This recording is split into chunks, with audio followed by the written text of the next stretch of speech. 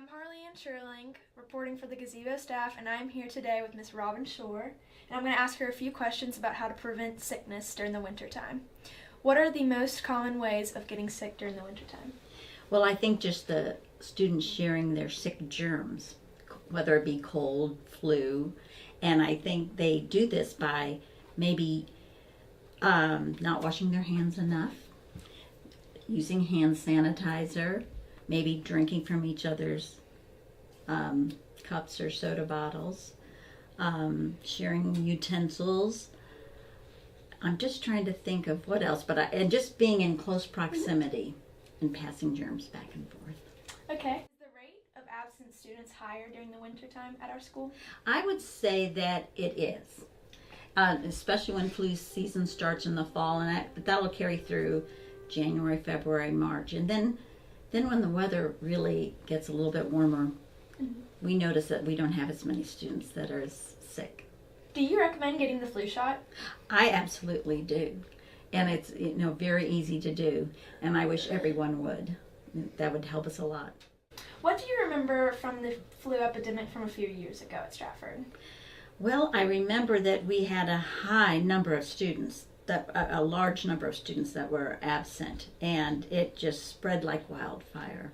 And I know that's when we started ordering tissues by the case and also any type of medicines that make people feel a little bit better. When students come to you sick, what treatments do you recommend? What I do is I like to take their temperature to see if they're, what's the word I want? Have a hot fever. If they have a fever, and then if they're spreading anything that they have, any sickness that they have. And I usually recommend that they eat properly, get a really good rest at night, take good care of their health to begin with. But then oftentimes, if it's just a little ache and pain, we might be able to help take care of that here at school. And that's about it. Hi, I'm Haley Ellison, reporting for the Gazebo, and I'm here with Miss Kinsey Peterson, the biology and physiology teacher here at Stratford. How does the flu really spread from person to person? Okay, so germs, which are either bacteria or viruses, can spread through a couple of ways. One is through the air, so simply by breathing the same air as somebody else. So if you have a cold and you cough or you sneeze and that goes out into the air, that can then come into someone else's mouth or nose and infect them that way.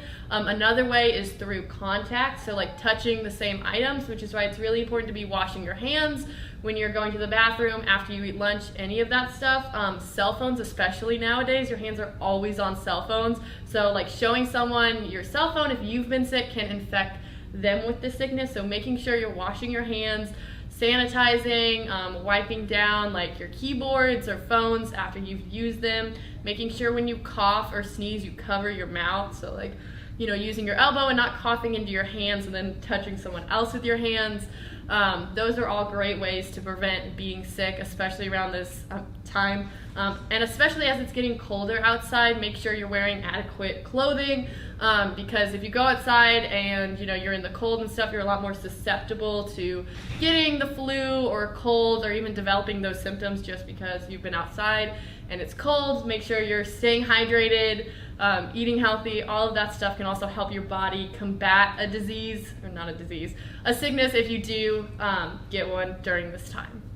Do you recommend getting the flu shot? I do recommend getting the flu shot. I have always gotten a flu shot and I have never gotten the flu. I know that varies per person. The flu does change every year. The virus does evolve and become different. So a flu shot can help you kind of lower your likelihood of getting the flu, but it doesn't completely make you immune to the flu. Have you ever done an experiment where you swab someone's mouth and you can find like a bacteria culture of like the flu? So not specifically the flu, but yes, I have definitely swabbed people's mouths, and you can put it on a petri dish and watch all the different bacteria grow. The bacteria in your mouth and your hands and all that stuff, there's both good and bad, so not all bacteria is bad. Some of it helps fight some of that bad bacteria. So it is like sometimes when you do it, you can test for good bacteria or bad bacteria. But yeah, it's a pretty cool experiment, and it's kind of gross because then you see that your mouth is full with all this bacteria and it looks really nasty. But yeah. Okay, thank you.